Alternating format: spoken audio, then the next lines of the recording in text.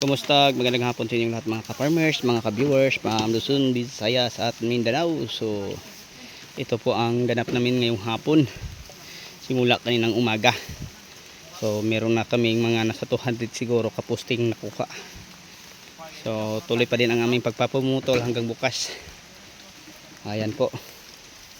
So, yung mga pusti natin mga pinutol mga ka-farmers ay gagamitin din natin to sa ating tanim na ampalaya.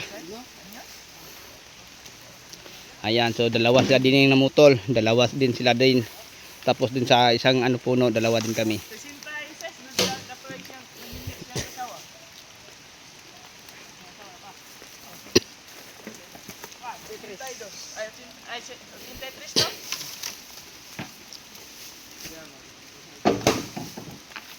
Sila kata minyo kan, 66.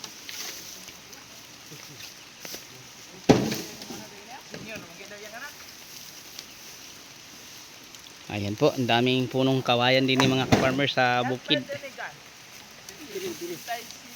Yan, napakalalim po ang po, ilog.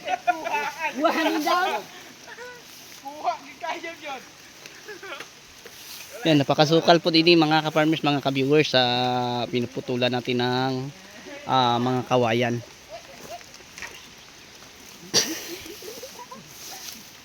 Iwara, ni tatay yung kamera kanina. Dahil, mamotol dito ba? Anak. Kailangan nga datog unaha kaya arma putol ang upaw. Buha dyan sa kamera. Tamakan niya ang buntong dalagan, bundak. May nakakita. Latay man siya, tunog man siya. Tanan yung butas na tamak yan. Iwara, tani mo. So ganito mga ka-farmers. No, mga ka-viewers, kahirap ang buhay farmers. Walang pinipiling panahon, ulan init ito. Para lang may maisaing.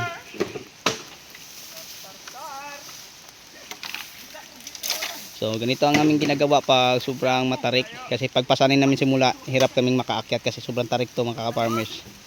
Papuntang ilog. Konti na lang ang natira sa isang puno Tapos diyan marami pa kaming nakuha diyan. Kasi dalawa lang sila din Dalawa doon at dalawa po kami sa kabila.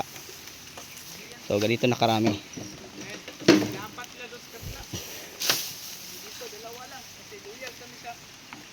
Naluluyahan kami mga kaparmer. Bulukad man. So mga malalaki po ang mga kawayang naputol namin.